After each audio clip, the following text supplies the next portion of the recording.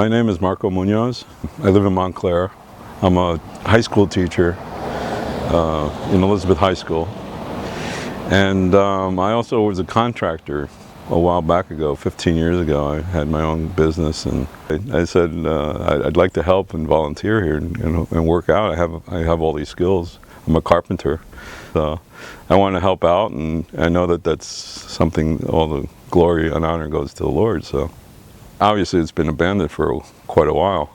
So there's a lot of work, a lot of repairs, a lot of updating, a lot of things that need to be attended to, even things that need to be now newly refreshed, you know. So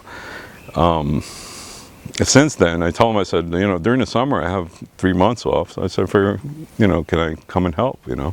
Can I come and, you know, I could lend a hand a couple of days of the week, you know, and then go back home. And that's what I've been doing. Being a teacher, I'm a high school teacher, and I see the troubles that a lot of the students, teenagers have.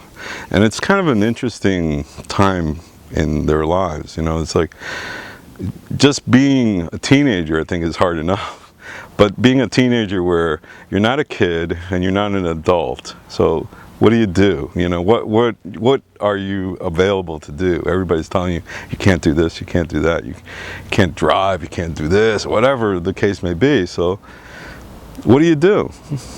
I'm sure there's a lot of kids, teenagers that are just like so confused and so abandoned, I guess, that they don't really have a direction. They don't really have a place. They don't really have something that they can hold on to, you know, and they latch on to whatever they have available, you know. So things like this, I think, are so valuable in a teenager's life, you know. I started seeing the bigger picture, you know, how teenagers really need this.